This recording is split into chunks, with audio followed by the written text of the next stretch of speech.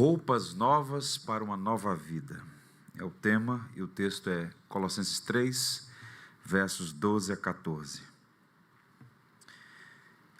Diz assim a palavra de Deus: Revesti-vos, pois, como eleitos de Deus, santos e amados, de ternos afetos de misericórdia, de bondade, de humildade, de mansidão, de longanimidade. Suportai-vos uns aos outros, perdoai-vos mutuamente, caso alguém tenha motivo de queixa contra outrem. Assim como o Senhor vos perdoou, assim também perdoai vós. Acima de tudo isto, porém, esteja o amor, que é o vínculo da perfeição. Que o Senhor nos abençoe. Vamos fazer um exercício imaginativo. Suponhamos que você tenha recebido um convite para ir a um baile de formatura. Uma pessoa muito especial que o convidou. Então você recebe o convite, é um baile de formatura. E no convite tem a especificação da vestimenta. Não é? Você tem que vestir a caráter. Então você se organiza para isso. O homem vai providenciar um terno, uma gravata adequada, um sapato apresentável. A mulher gasta um pouquinho mais, um bom vestido, uma bolsa adequada. Então a pessoa entra naquele ambiente e todos estão bem vestidos porque é um baile de formatura.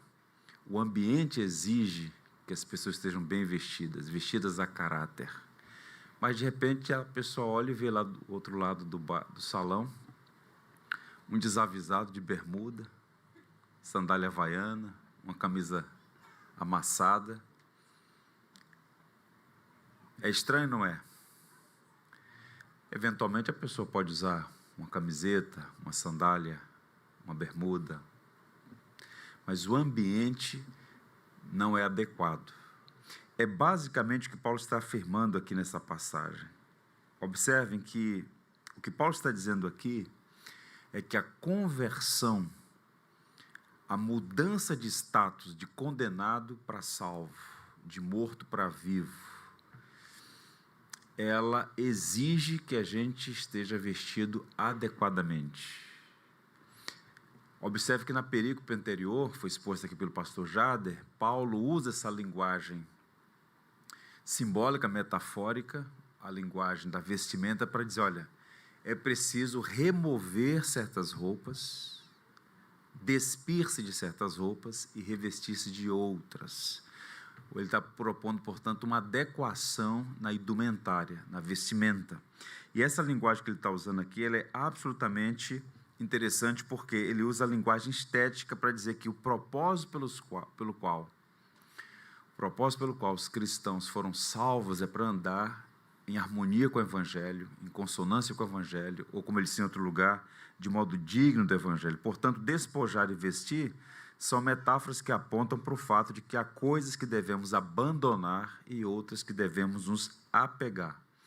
Tendo isso em mente, basta observar, recuando um pouquinho, como faz total sentido as coisas que ele diz para deixar e as outras que ele diz para a gente perseguir.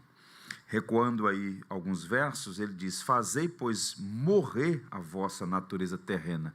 Aí ele vai elencar vícios, não é? Maus hábitos, deficiências morais, pecados. Diz ele, prostituição, impureza, paixão lasciva, desejo maligno e avareza, que é idolatria. Por essas coisas é que vem a ira de Deus sobre os filhos da desobediência. Ora, nessas mesmas coisas andastes vós também, noutro tempo, quando viveis nelas. Todos os verbos estão no passado. Agora, porém, mudança, despojai-vos, removam isso aí. Igualmente de tudo isto, e ele vai elencar outras fraquezas, ira, indignação, maldade, maledicência, linguagem obscena no vosso falar. Não mentais uns aos outros, uma vez que vos despistes do velho homem com seus efeitos. Então, Paulo está basicamente dizendo, esses trapos imundos não são roupas adequadas para os filhos de Deus. A linguagem é metafórica, a linguagem é de vestimenta, mas ele está falando de uma realidade muito forte. Ele está falando de hábitos, comportamentos, pecados que devem ser abandonados para cultivar virtudes. Eu gosto dessa expressão, vestir-se a caráter. O maior escritor brasileiro chama-se Machado de Assis. Se a gente quiser aprender a falar melhor, ler melhor, precisamos ler Machado de Assis. Machado de Assis diz assim em uma de suas obras: vestir-se a caráter é trajar-se de acordo com o tema do evento, ou exigência de um órgão, empresa ou segundo a vocação. E é com base nesse entendimento que Paulo então diz: revesti-vos, pois, como eleitos de Deus, santos e amados. Paulo é um grande mestre, né? Ele é pastor / mestre. Então, o que é que governa o texto de Paulo, a diretriz, essa orientação pastoral através da carta? O modo de pensar influencia o modo de viver. Então, antes de dar diretrizes éticas, fazer correções comportamentais, ele vai estabelecer o fundamento teológico. Por que razão o cristão deve abandonar certas coisas e cultivar outras? Por que razão despir-se de certas coisas e revestir-se de outras? Então ele diz: revesti-vos, pois. Esse pois aqui, essa conjunção, é o fundamento. Como eleitos de Deus, santos e amados. Então Paulo está basicamente dizendo o seguinte: tendo em vista quem vocês são, com base na identidade, é assim que vocês devem viver. Eu quero, antes de apresentar as virtudes que devem ser cultivadas, ou essas roupas novas que devem ser vestidas, mostrar aos irmãos 4 motivos pelos quais Paulo nos encoraja a andar em novidade de vida.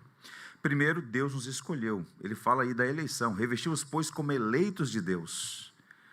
Então, para o apóstolo Paulo, essa não é uma doutrina para ser debatida de forma frívola, irresponsável, na internet, por exemplo, ou para ser escanteada, desprezada, como se fosse antibíblica, não é? Spurgeon até brincava certa vez, em suas temáticas com seus alunos, quando o indivíduo contesta muito a doutrina da eleição, deve se perguntar se é eleito, porque é uma doutrina pacífica nas Escrituras. De Gênesis a Apocalipse fala sobre a doutrina da eleição. Paulo fala: revesti-vos, pois, como eleitos de Deus. Deus elegeu pessoas, escolheu pessoas, predestinou pessoas. Isso a Bíblia ensina. E com base nessa eleição graciosa, soberana de Deus, tendo visto que você é um salvo, um eleito, um escolhido, se comporte como tal, viva como tal, faça jus ao nome de cristão. Então nós devemos louvar a Deus por sua soberana graça e proclamar o Evangelho para que mais pessoas também sejam salvas e vivam de acordo com o Evangelho. Segundo, Deus nos separou, a expressão santos. Revesti-vos, pois, como eleitos de Deus, santos. Então, em ato contínuo, ele fala que o cristão foi eleito e separado. A ideia de santo aqui é separado, reservado. É interessante porque Deus olha para cada um dos seus filhos como alguém que foi separado, comprado para si. Então, como alguém que foi eleito por Deus, separado por Deus e para Ele, nós devemos viver de acordo com o caráter de Deus. Em ato contínuo ele ainda fala: revesti-vos, pois, como eleitos de Deus, santos e amados. Essas palavras estão todas conectadas, né? São elos de uma corrente dourada. Então vejam, nós somos amados desde a eternidade. O amor de Deus é soberano, gracioso. Deus não encontra nenhuma inspiração em nós para nos amar. Ele escolheu nos amar, nós o amamos porque Ele nos amou primeiro. Portanto, quando o incrédulo peca contra Deus, é uma criatura quebrando a lei de Deus. Mas quando um cristão peca, é um filho pecando contra um pai. Então, tendo em vista que nós somos amados por Deus, né, experimentamos o amor de Deus, nós não pecamos apenas contra a lei, pecamos contra o seu amor. Então, Paulo está dizendo: olha, como eleitos, como santos, como amados de Deus. E ele vai falar: revistam-se dessas virtudes que glorificam aquele que os salvou. No verso 13 ele fala de mais outra característica: Deus nos perdoou, assim como o Senhor vos perdoou. Então Paulo está falando de mais uma graça que o Senhor nos concedeu: a eleição, a separação, o amor e o perdão de Deus. Todas essas graças recebidas, como o próprio termo diz, é uma graça, uma dádiva, um dom, né, imerecido. Então, por tudo que Deus fez em nosso favor, é por causa do que Ele é e do que Ele fez em nosso favor, que nossa resposta deve ser devoção, obediência, harmonia com a sua vontade perfeita. O perdão de Deus, portanto, é completo e final, não é condicional nem parcial. Eu disse no último domingo, pregando aqui aos irmãos em Marcos, citei inclusive um hino, chamado Afinal. Eu gosto de ler os hinos estão encharcados de boa teologia. O hino 60, saudai o nome de Jesus, arcanjo vos prostrais, o Filho do glorioso Deus, com glória, coroai. Ó escolhida geração do bom e eterno Pai, o grande autor da salvação. Aí a frase, ó perdoados por Jesus, alegres adorai, o Deus de paz, o Deus de luz. Quem experimentou o perdão de Deus o adora com profunda alegria. Perdão custou caro. Só havia uma possibilidade de perdoar: um inocente, um imaculado, um puro, um justo assumir a condenação, e só havia um: Jesus. Nenhum de nós podia pagar pelos seus próprios pecados, né? Justificar a si mesmos. Então, com base em tudo isso, Paulo então passa agora a falar sobre essas virtudes que devem ser cultivadas. E mantendo essa metáfora das vestimentas, eu quero pensar em 2 pontos, desfrutando da atenção de vocês. Eu vou chamar de o guarda-roupa da graça e o ajuste das roupas na lei do amor. Vejamos então, vamos abrir o guarda-roupa da graça e ver quais são as virtudes que a gente deve usar, vestir, as roupas novas. Paulo lista 5 peças essenciais no vestuário espiritual. E essas vestes todas refletem o caráter de Cristo. A primeira delas, a misericórdia. Revesti-vos, pois, como eleitos de Deus, santos e amados, de ternos afetos de misericórdia. Eu estou lendo na versão ARA, e a ARA tem essa habilidade de manter, ou pelo menos tentar manter, o sentido original, sem ser confusa, porque, por vezes, se houver uma tradução muito literal, sou estranho por conta das barreiras culturais. Por exemplo, essa passagem que ele expressa aqui, ternos afetos de misericórdia, uma tradução literal seria entranhas de compaixão. Meu irmão, revista-se de entranhas. Que coisa é essa, pastor? Entranhas de misericórdia, porque significa literalmente órgãos internos. No pensamento antigo, acreditava que as vísceras eram a sede, a vida emocional. Então, essa é uma expressão chamada tecnicamente de hebraísmo. Então, Paulo está dizendo que eles deveriam ter uma misericórdia tão profunda, tão cheia de emoção, sentida no estômago. Paulo, então, encoraja que a misericórdia venha acompanhada de um sentimento tão profundo de afeição e compaixão pelo outro. Daí ele diz assim, então, a tradução, né? De afetos de misericórdia. Não é uma coisa assim superficial, epidérmica. É nas entranhas, uma compaixão, uma misericórdia pelo outro, profundas. Essa expressão aparece, por exemplo, no Benedictus, no Cântico de Zacarias, quando ele, iluminado pelo Espírito para ver a cortina da redenção, ele diz: graças à entranhável misericórdia do nosso Deus, pela qual nos visitará o sol nascente das alturas para iluminar os que jazem nas trevas e na sombra da morte e dirigir os nossos pés no caminho da paz. Então, Deus tem uma misericórdia, está nas entranhas, ele está dizendo, graças à entranhável misericórdia de Deus. E essa compaixão, essa misericórdia, presente em Deus, presente no seu Filho Jesus Cristo, no Pai de muitas misericórdias, como diz Paulo aos Coríntios, é que tem que estar presente em nós. Razão pela qual Jesus disse: Pastor Jader, seja misericordioso, como misericordioso é vosso Pai que está nos céus. Irmãos do Jardim Botânico, sejam misericordiosos, como misericordioso é vosso Pai que está nos céus. Então, a primeira marca de um salvo, de alguém que de fato quer despir-se da velha natureza e da nova, é ser misericordioso. O que é que impera no mundo como o nosso? Tratar bem quem me trata bem e tratar mal quem me trata mal. A misericórdia é sustar o castigo que a outra merece. Então, Deus é gracioso e misericordioso. Graça é dar o que a gente não merece, a coisa boa que a gente não merece. A misericórdia é sonegar o mal que nós merecemos. Então, Deus é ambas as coisas. Então, quem anda com o Senhor, quem imita o Senhor, precisa revestir de misericórdia. Se é uma coisa que nós precisamos cultivar, é esses afetos de misericórdia, uma misericórdia profunda, capaz de manifestar-se em favor do outro. O segundo elemento aí que ele fala, conectado, é a bondade.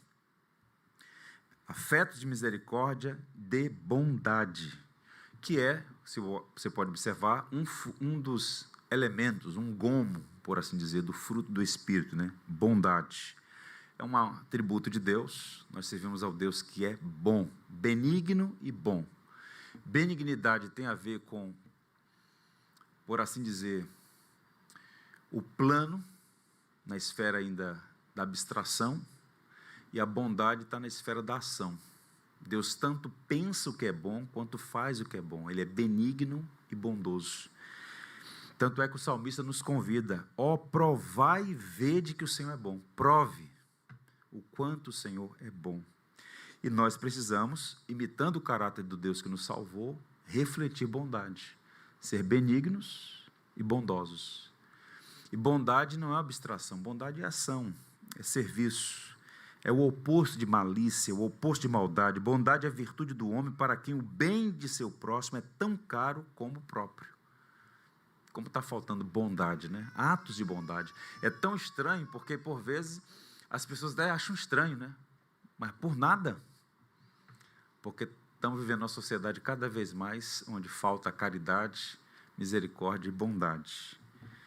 Há uma parábola relacionada àquele episódio pós-Segunda Guerra Mundial, na Alemanha. A Alemanha foi literalmente rasgada ao meio, dividida ao meio, né? A parte ocidental, influenciada pelo Ocidente, e a parte oriental sob as garras da União Soviética. E em algum momento, os da parte oriental jogavam lixo e caixas na parte ocidental, numa praça. E aí alguém ficou revoltado, e um pastor disse: olha, a nossa vocação é pagar o mal com o bem. E eles pegaram aqueles lixos todos, removeram, pegaram as caixas, colocaram enlatados, alimento e tal, colocou do outro lado da fronteira e colocou uma faixa. Cada um dá o que está no seu coração. Ou seja, pagar o mal com o bem. Há um autor chamado Jerry Bridges, ele diz assim no seu livro Exercita-te na Piedade, página 231. Misericórdia é o desejo sincero de que os outros alcancem a felicidade. Bondade é a atividade que promove essa felicidade.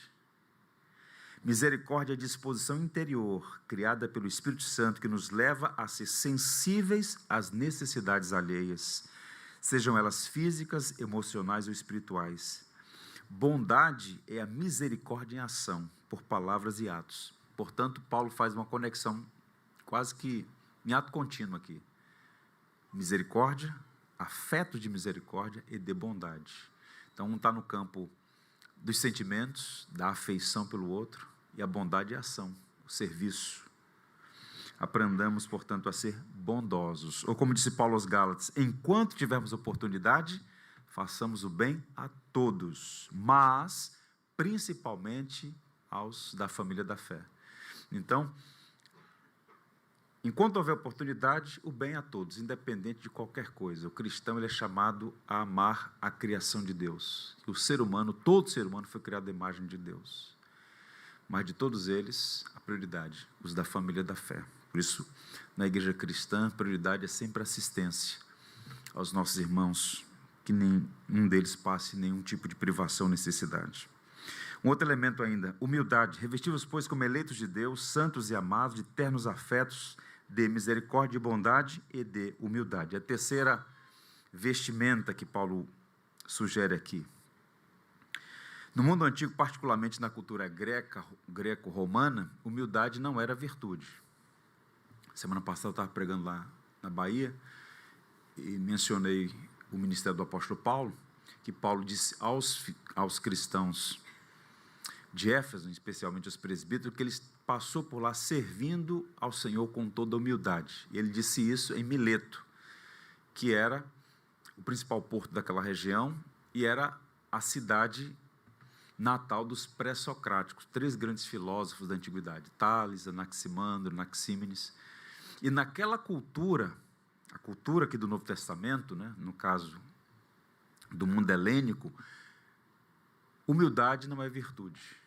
Se você conversasse com qualquer grego sobre humildade, ele riria, porque o grego via a humildade como o extremo oposto do orgulho.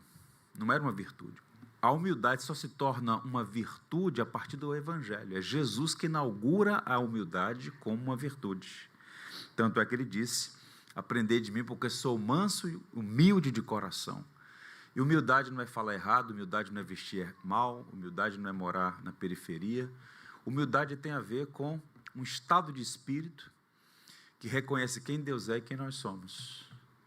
E a partir dessa leitura adequada de quem Deus é e de quem nós somos, e da nossa vocação, imitamos o caráter de Deus servindo, né? Abençoando. Então, o orgulho é um veneno que só pode ser removido pelo poder do Evangelho. E, por vezes, o grande problema é esse, não? O orgulho, a altivez, a soberba, a jactância, o coração endurecido. Pedro vai dizer assim: sejam todos humildes uns para com os outros. Ou seja, a humildade não é uma virtude que você cultiva para si. A humildade só pode ser percebida nas relações, não é? Humilde uns com os outros. Porque Deus se opõe aos orgulhosos, mas concede graça aos humildes. Então, a humildade é uma virtude que sempre traz seus dividendos. Ela sempre vem acompanhada de outras virtudes, né? É uma fortaleza a humildade. Ele fala também de mansidão. Vestivos, pois, como eleitos de Deus, santos e amados, de eternos afetos, de misericórdia, de bondade, de humildade e de mansidão.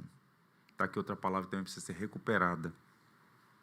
Vejamos primeiro o que não é ser manso, né? Pela via negativa. Ser manso, primeiro, não é um atributo natural. Então, não é algo externo, não é algo convencional, mas uma atitude interna, é uma obra da graça de Deus no coração. Ninguém nasce manso, ninguém é naturalmente manso. A pessoa pode ser travada, pacata, entra mudo e sai calada. A gente não pode confundir isso com mansidão. Mansidão é outra coisa.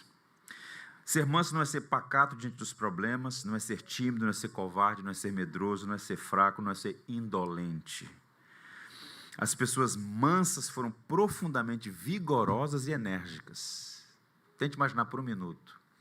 Qual é o personagem da Bíblia considerado o homem mais manso de todos os tempos? Moisés. Você consegue enxergar Moisés como um camarada lento, fraco?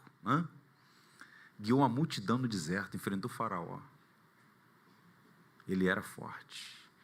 Mansidão, por definição, não é fraqueza, não é espírito indolente, não é covardia. Mansidão é poder sob controle. Então, nós precisamos ser mansos nesse sentido.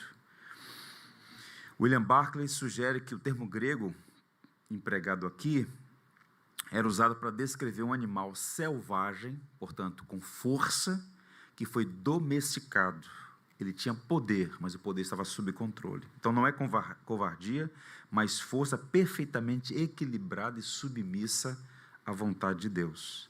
Então, eu diria que nós precisamos aprender com Jesus também a ser mansos.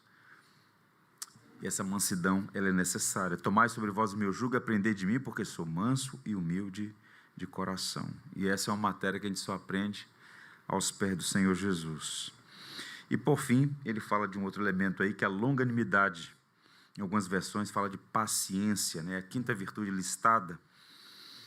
Percebam, longanimidade, a macrotomia.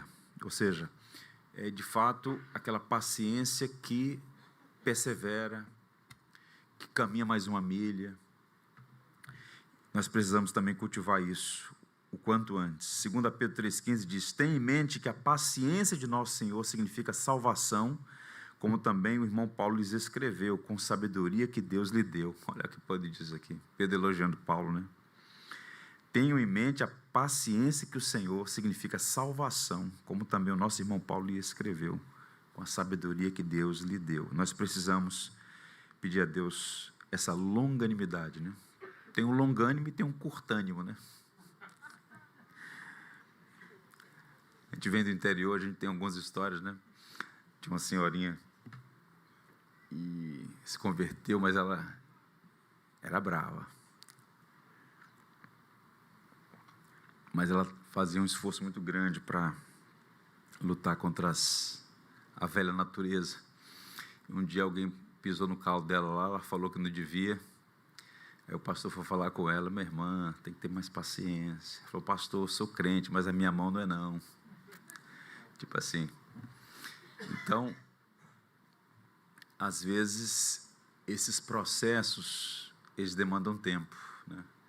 Mas nós temos que pedir a Deus muita graça para ir cultivando essas virtudes, inclusive a longanimidade, a paciência. Deixa eu ler para vocês o comentário de Hendrickson. Todos têm suas faltas e fraquezas. Que cada um, pois, diga a si mesmo: diante do fato de Deus ter sido longânimo para comigo, ainda quando diante de seus santos olhos meus pecados se manifestam de forma muito mais claras que as faltas dos meus irmãos, diante dos meus olhos, eu devo ser indubitavelmente paciente com meu irmão. Perceberam o raciocínio? Então vejam, assim como Deus é paciente, vendo com total clareza as nossas fraquezas, mais do que nós somos capazes de enxergar as fraquezas dos nossos irmãos, só nos cabe uma coisa: paciência. Se Deus tem sido paciente conosco, devemos ser pacientes com os outros. Eu digo aos irmãos, sem medo de errar, se nós tratássemos melhor, se Deus nos tratasse como nós tratamos os outros, nós estaríamos perdidos. Nós gostamos que Deus seja paciente conosco, mas a gente falta às vezes paciência com o outro. Olha só o exemplo de Jesus, 1 Pedro 2,23. Quando insultado, não revidava. Quando sofria, não fazia ameaças, mas entregava-se àquele que julga com justiça. Como é difícil, né? Ser insultado e não revidar. Sofrer uma ameaça e não amaldiçoar, não é? Mas é o caminho do Evangelho. Nós temos aqui várias passagens nas cartas paulinas, especialmente Romanos 12, por exemplo, os versos 16 a 21, onde Paulo vai falar sobre vários imperativos éticos que identificam com muita clareza a diferença que o Evangelho faz na nossa vida, né? Tem que haver uma mudança. Bem, agora quais são os ajustes nas roupas, né? Você sabe que às vezes o indivíduo compra uma roupa, tem que fazer um ajuste lá. E nesses relacionamentos é preciso fazer o ajuste. Duas coisas Paulo vai dizer aí: suporte e perdão. Tente imaginar. Na vida cristã, ninguém se veste para ficar trancado em um quarto escuro olhando para o próprio umbigo. Ou seja, essas vestes todas, elas precisam ser exibidas. Não é uma vestimenta que você coloca e fica em casa. Elas precisam ser exibidas para a glória de Deus. Não foram feitas para um desfile de moda espiritual, individual, mas para um movimento do dia a dia. E outra coisa, o verdadeiro teste de qualquer roupa nova não é como ela fica estática no cabide, mas sim como ela se comporta quando você anda, senta, corre, interage. Em outras palavras, essas vestes só podem ser testadas no uso diário, no dia a dia, na jornada, na caminhada. Isso é importante dizer. E aí, vejam, as roupas novas só fazem sentido quando nós vivemos em comunidade. É na comunidade, na interação com as pessoas, que nós vamos perceber se estamos com as velhas roupas ou com as roupas novas. E há dois testes aqui, dois ajustes. Ele vai chamar de suportando-vos uns aos outros. O termo grego aqui para suportar significa literalmente sustentar, erguer, segurar o peso de algo. Não é suportar porque não tem jeito. Pastor, é porque não tem jeito. Na verdade, a palavra aqui é sustentar, erguer, segurar o peso de algo. Não se trata, portanto, de uma tolerância fria ou de um distanciamento educado. Vamos tolerar porque não tem jeito, vamos segurar como pode. Não é isso que o texto está dizendo, mas de um esforço ativo de carregar uma carga. Suportar não é simplesmente tolerar, mas servir de suporte, escorar, servir de apoio. Ajudar o outro, suportar, para que o outro cresça, para que o outro avance, né? A comunidade de fé comporta pessoas de temperamentos, origem e maturidade diferentes. Temos que suportar até mesmo os mais esquisitos. Eu estava escrevendo de manhã e eu lembrei de uma cena, estou ficando velho, sabe? Isso foi em 2001. Já se passaram quantos anos? Um quarto de século. 25 anos. Eu estava pregando aqui no Jardim Botânico. Tinha uma moça aqui, já não está mais aqui. Na época era jovem. Enquanto eu pregava, mas ela era uma especialista em fazer careta. Ela sentava mais ou menos ali assim, ó. Fazia cada careta. Eu falei, meu Deus do céu, como é que você está pregando e você está fazendo careta? Eu olhava para o teto, olhava para o chão, meu Deus do céu. Senhor, me dá graça para a gente suportar até os que fazem careta, né? Não está mais aqui, você não sabe quem é, pode ficar tranquilo, não precisa ficar procurando quem é. Mas vejam, as igrejas têm muita gente esquisita. Deus nos chama para ser diferentes, não esquisitos. Tem gente que se você der bom dia, ela reclama. Se der boa noite, reclama. Se perguntar como está invadindo a vida. Se não perguntar, é indiferente. Tem ou não tem gente esquisita? Ô povo difícil. Hã? Mas nós somos chamados a suportar, apoiar o peso da convivência. Suportar significa que devemos carregar o peso do mau humor, das esquisitices, das falhas involuntárias do nosso irmão sem revidar, sem colocar no leprosário. Então, isso é absolutamente importante. Tem um autor chamado John Broadus, foi um gigante batista, o principal nome da área de homilética no século XIX. O Broadus defendia que, a partir dessa passagem, qual é o argumento dele?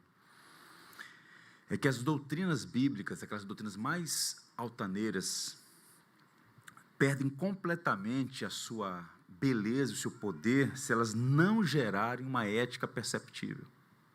Então, não adianta o indivíduo ser bom de teologia, boas memórias da tradição cristã, memorizar textos bíblicos, se a vida do indivíduo não for impactada ao ponto de ser misericordioso, bondoso, paciente, humilde, suportar o diferente, o esquisito, inclusive.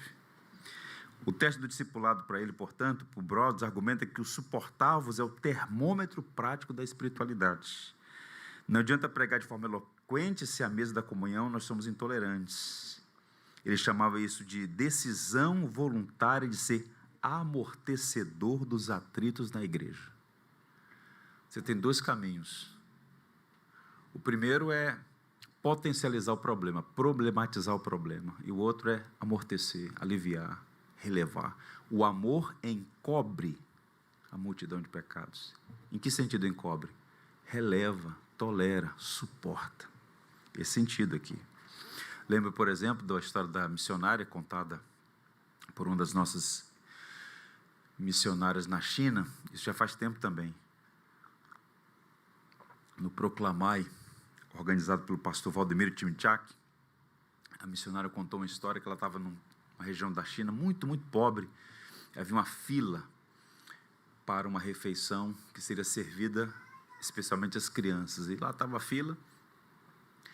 E ela olhou de longe, ela viu uma criança, uma pré-adolescente, por assim dizer, com um garotinho no colo. E ela achou aquela cena curiosa, porque a menina estava fazendo força para segurar o irmãozinho lá, né? Para segurar o menino. Ela se aproximou e gentilmente disse assim, olha, não está pesado, não? Aí ela disse, não, ele é meu irmão. Não está pesado, porque ele é meu irmão. Então, nós que somos fortes, diz Paulo, devemos suportar as debilidades dos fracos e não agradar-nos a nós mesmos. Então, quem se julga mais forte, mais de maior estatura, tem que ser essa postura de, portanto, suportar o outro. Um outro elemento ainda, nesse ajuste na lei do amor, é o perdão mútuo. Ele vai, então, no verso 3, dizer, assim como o Senhor vos perdoa, assim também perdoai. Então, Paulo fala do perdão porque sabia que os filhos de Adão se ofendem muito facilmente. E aqui eu digo para vocês um teste, sugerindo um teste, né? Pode observar, quanto mais melindrosa for uma pessoa, mais evidente é que ela é orgulhosa. Quanto mais difícil de perdoar, mais evidente é que é uma pessoa de coração endurecido. Porque, vejam, o perdão e essa esse coração, essa alteridade, essa expressão, né? Essa abertura para o outro, ela não é natural ao ser humano. Nós ainda temos resíduos de Adão lá. Mas quando o Evangelho entra, quando a mensagem da graça ela é encarnada, perdão não é opção, perdão é uma ordem. Perdoai-vos uns aos outros como Deus em Cristo vos perdoou. Paulo, inclusive, dá o padrão. O padrão é como Deus em Cristo perdoou. Então, primeiro, Deus tomou iniciativa. O ofendido tomou a iniciativa de buscar o ofensor. 2, está arrependido, o coração está aberto. Não é? Uma vez, 2, 3, quantas vezes? Quantas vezes Deus já nos perdoou? Não é? Então, perdoai-vos assim como Deus em Cristo vos perdoou. Então, é mais fácil falar de perdão do que praticar perdão, né? C.S. Lewis tinha essa frase, né? É fácil falar de perdão até você ter alguém para perdoar. Mas o perdão é uma marca distintiva, um elemento importante na vida cristã. Caminhando para o final, há uma história relacionada a um homem chamado Mitsuo Fuchida. Ele foi o homem que comandou o ataque a Pearl Harbor. Depois, pela graça de Deus, foi alcançado pelo Evangelho, tornou-se um pastor, uma história muito bonita, embora não tão conhecida. Uma das voluntárias de missão dos Estados Unidos no Japão era uma menina de 18 anos de idade. E ela publicou um folheto, e o folheto dizia o seguinte, olha só, quando perguntado por que ela estava evangelizando no Japão, ela disse, eu estou evangelizando o Japão porque os soldados japoneses mataram meus pais. Que resposta estranha. Os pais dela foram missionários no Japão, onde foram assassinados. E ela escolheu perdão e não amargura. Eu estou evangelizando o Japão porque os meus pais foram assassinados no Japão. Ela escolheu o exercício da misericórdia, do amor e não da amargura e do ressentimento. O John MacArthur, comentando essa história, contada pelo Mitsuo Fuchida, disse, o perdão libera a alegria, promove a paz, limpa o registro, coloca em movimento todos os valores sublimes do amor. Em certo sentido, o perdão é o cristianismo no ápice. No ápice. E Paulo deixa o mais importante para o final. O que está escrito lá na parte final? Acima de tudo isto, esteja o amor, que é o vínculo da perfeição. É como se, usando essa metáfora das vestes, é como se o amor fosse o cinto, o que sustenta toda a indumentária, toda a vestimenta. Na antiguidade, a túnica e as vestes longas precisavam de um cinto para mantê-las firmes e permitir o movimento rápido. Todos eles usavam cintos. Todo cidadão, romano, grego, judeu, tinha um cinto, por conta das vestimentas à época. Então, o amor é esse cinto, essa peça que mantém todas as outras virtudes unidas e perfeita ordem e harmonia. Sem o amor, as outras virtudes não se sustentam. Então, o amor, como diz Paulo aqui adequadamente, é o vínculo da perfeição, é o elo da vida perfeita. E que é o amor? O amor é paciente, olha só como tem toda relação com as outras virtudes. O amor é paciente, é benigno, não arde em ciúmes, não se ufana, não se ensoberbece. Não se conduz de forma inconveniente, não procura seus interesses, não se exaspera, não se ressente do mal, não se alegra com injustiça, mas regozija-se com a verdade. Tudo sofre, tudo crê, tudo espera, tudo suporta. É o amor. Esse vínculo que a tudo sustenta. Depois de uma longa jornada espiritual, no dia 15 de agosto de 386, no jardim em Milão, Agostinho vivendo uma profunda crise de conversão dele.